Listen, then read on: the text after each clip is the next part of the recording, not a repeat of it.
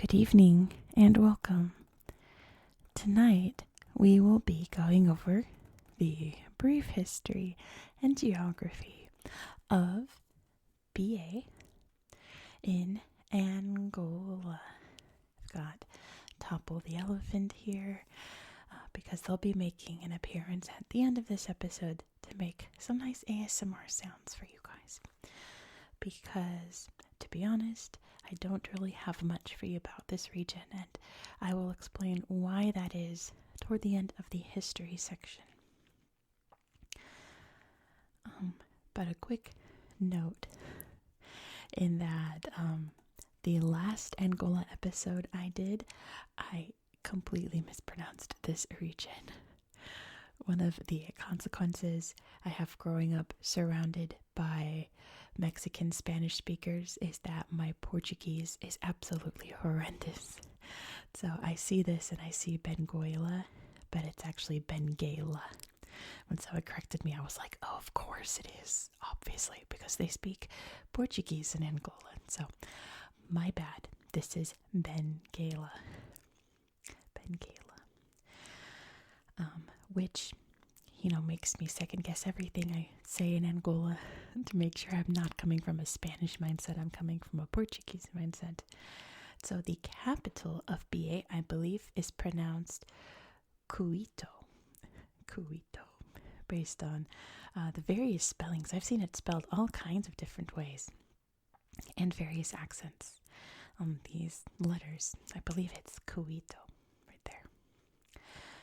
You can see right here the BA Plateau, which BA is named after, but we'll actually talk about where the name BA comes from. It dominates pretty much like this entire area from what I can tell. It gets very mountainy and a bit wet down here. You can see all of the rivers going through. You can see the Kwanza River making up this border here, which is a very important river to Angola's history, but not so much the history of BA, maybe a little bit, but it's really like their currency is called the Kwanza. Like it's a big part of Angola's history. And that's pretty much all that I've got for you for BA's geography, unfortunately. But yeah, there'll be a surprise at the end. A not so great surprise, but a surprise nonetheless about why I have so little about this area. But let's get into the old history, because this is the ancestral lands of the Ovimbundu people, or the Ovimbundu kingdom to be more precise. When the Portuguese first made contact with the Ovimbundu, their king at the time was named Va. And of course the Portuguese translate that to BA. So they named this region after him because he was reigning over it. Now they had been living around, this area, what's now Cuito. But the Portuguese settled down and established their own city, which today is Cuito, but they called it Silva Porto, after an explorer that came through this area. I should say they founded it in 1750. This guy explored the area in the late 1500s, 1600s. I think was killed around here, if I remember correctly. But yeah, in 1750 they founded Silva Porto, later Cuito, after decolonization. They changed all the names back. The only other thing that I have for you in history is about the Angolan Civil War. So let's set that up. Angola was a colony of the Portuguese for a very long time, longer than they should have been. And that's mainly because Portugal, throughout most of the 20th century, was ruled by a dictatorship who, when other countries were letting go of their colonies, changing them so that they had far more independence, whatever they needed to do to their colonies, Portugal refused. Insisted that they needed these colonies in Africa. They had Angola, they had Mozambique, they had Macau over in China. A couple couple others that I can't think of. They had definitely lost Brazil by this point. But they insisted that they had to keep their colonies for economic reasons, because if they didn't, Portugal's economy would completely collapse. Which evidently wasn't true at all. But there was a revolution in Portugal, the Carnation Revolution in 1974, where this dictatorship was overthrown, and the new government, the current government of Portugal, said, "We don't need colonies. Y'all could just go. We don't need you at all." So Angola gained its independence not long after that. I believe it was 1974, and if not, in 1975. Again, very late for colonies, right? Because Britain and France have been letting go of their colonies like immediately after World War II, whether they wanted to or not. So most other countries had been decolonized, in Africa at least, by this point. So Angola and Mozambique were late to the game. And that came with some consequences, because there were two very big political parties in Angola at this time. The main one we're going to talk about is UNITA, which was led by a man named Jonas, maybe Jonas, I'm not sure, but I'm going to say Jonas Savimbi. And he was of Ovimbundu descent. He wasn't from BA, he was from over here somewhere to this side.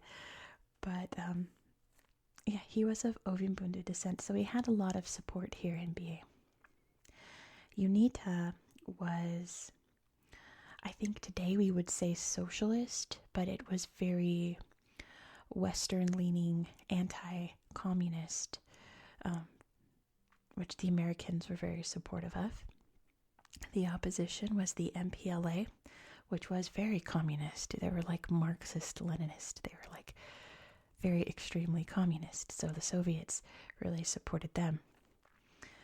So once independence came, and it was who was going to control this country, it turned into a Cold War proxy war, in a sense that the US was supporting UNITA, the Soviets were supporting the MPLA, and it turned into a complete disaster.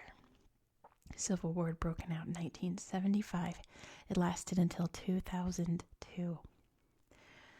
And it would let up here and there, but then whenever it did, it would wind up getting far worse. And one of those moments was in the 1990s, I think after an election that I think Savimbi declared it null because he didn't win. I could have that backwards. Someone will correct me in the comments. But that just led to even more of a disaster. And many places in BA, especially Cuito, were destroyed. Most of these villages you see here, I go to Google Earth to look at them, and there's nothing there. If there's something there, it's a tiny neighborhood, a shopping center with a church, barely a village. Cuito is almost entirely destroyed during the Civil War. The fighting here was horrendous. Many Angolan refugees are from BA, which is why I don't have much for you, because that's why I don't have anything for you on Google Earth, because there's no pictures here. Savimbi was killed in 2002. He had survived like 14 assassination attempts. His second in command was gravely injured in that attack. He became head of UNITA but passed away 3 days later, which left open kind of this gap that was eventually filled, but I don't know by whom. But it led to peace talks between the various groups, because of course, especially the MPLA had splintered, UNITA had splintered into various different groups based on political ideas. And peace finally came to Angola. I wouldn't say Angola is peaceful, but peace has come to Angola. It's a safe place to visit. We'll talk about Cabinda later this year. That's kind of where most of the strife is today. But for the most part, Angola today is thriving because now that there's no war, they can exploit their oil reserves, and oh boy, do they have a lot. I know I said this last Angola episode, but I'm still like floored by it. One day I was at the gym just staring at the TVs without any sound, listening to my music, and a commercial came on for tourism to Angola, particularly Luanda, the capital city, which you can't see. It's literally right there. And I was absolutely stunned because never in my life have I seen a tourism ad for an African country, not even like Egypt. And I was like, that was a commercial for Angola. And this was a year ago, I want to say, like 2024, maybe at the end of 2023. I was like, I've never seen a commercial for an African country, much less Angola, which, 25 years ago, this was one of the deadliest places you could visit in Africa. Angola is thriving, and Luanda is one of the most expensive places to live in Africa, just because the quality of life there has surged, and their economy is not just thriving, but like exploding in the good way. But yeah, I think it's been slow to change here in BA, out here in the more rugged wilderness.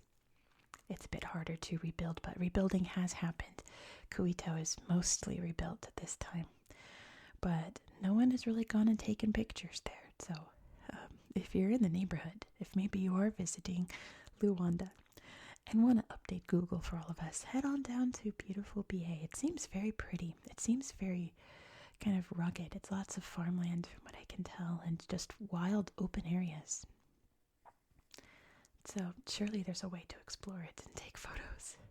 Surely there's a way. But that is why I have so little for you, because there is not much here. It was ravaged horribly for decades, which is very sad, but that is the world we live in, isn't it? And better times are definitely on the way for BA and Angola. So that is all that I have for you. That's why Topple's going to make some noises for us with his amazing ears.